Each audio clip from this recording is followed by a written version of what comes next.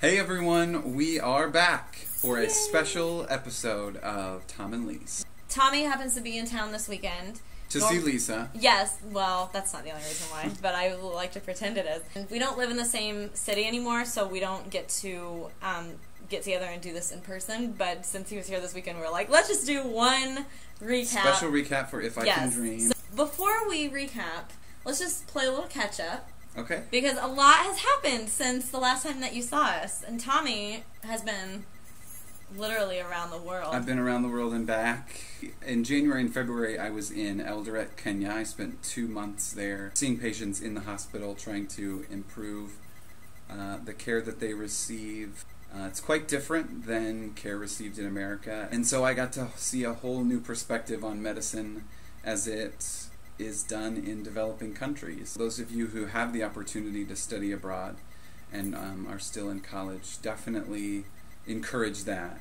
What was your favorite thing about being in Kenya?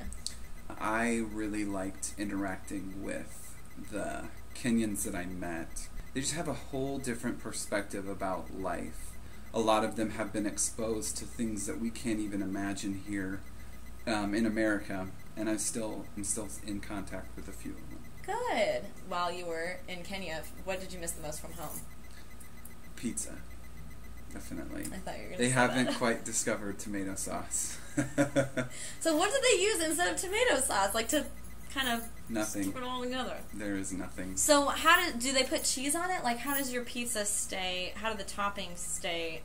Yeah, there's still cheese. Okay. But there's no tomato sauce. So it's just crust and toppings. Weird. Cheese. You came back. You got your dream job, right? I did. I Talk about that a graduated little from bit. Purdue. Can I call you Dr. Klein now? You can if you want. Would that be correct, though? That's my formal name, yeah. I am a licensed pharmacist, and I took a job at a hospital in a major health system in Indianapolis. Helping people. I have been working there for a couple of weeks now.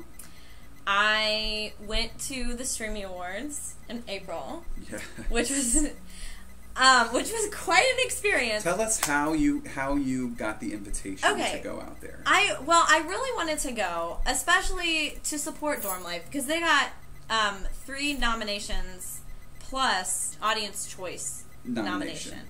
So really 4. I'm kind of in transition mode right now. I'm finishing up my job here, which is in news, and I'm trying to get into more entertainment media, online media. And that seemed like a good place to go to sort of get connections and find out a little bit more about, kind of what that industry is all about. They needed volunteers to help at the event. It was like in a matter of 24 hours. Like, I volunteered, sent in an application, and they said, okay. And I got a flight and a hotel room and a rental car and went out to LA. I'd never been.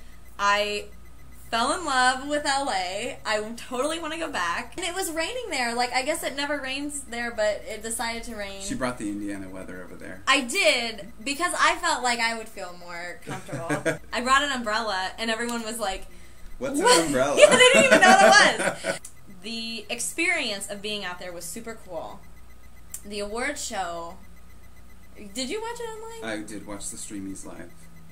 It was an interesting spectacle. It was interesting. Next year will be better. Most importantly, I got to meet the cast of Dorm Life. I got to meet the folks from 5 South, from Dorm Life, and I met everyone except for Brittany and Shane. And Dean Tomlinson, sadly, was not there. They were super nice. Even Marshall. He was probably taking something. Now, if you were there, he might have been a little less... I feel like when we spoke to him, when we interviewed him, right, he did not take to you very easily. You know what I mean? I feel like you guys had some issue with each other. Yeah. I think it was just we got along okay, and so I think that we already had a good rapport. But if you would have been there, it might have been a little tense. Yeah. I will say, Josh was really sad that you weren't there. And the first thing, like, I came up to him and I introduced myself, and it was really cool and everything. And then he was like, "Where's your tall friend?" I love that. I was like, he's back in Indiana. Oh my gosh, it was so cool. And then the last day I was there, I actually got the opportunity to meet Kara from If I Can Dream and Amanda, who has since left the show.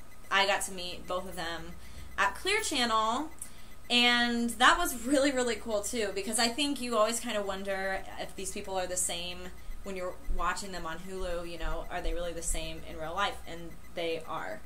They were so nice. Lisa was featured on one episode. It wasn't on an episode. It was just like a little featured video. But she's on Hulu.com. You can check her out. I'm on Hulu, guys. And it was neat to get sort of behind the scenes and experience just a little bit of what it's like for them being on camera constantly and having, like, you know, audio people and producers follow you around. And it really gave me a lot more appreciation for the kind of environment that they're living in. Anyway, so I went out there. It was awesome. And now I want to go back. She's going to pack her bags and follow the dream. Let's talk about the show, If I Can Dream. You want to recap now? Yes. Okay.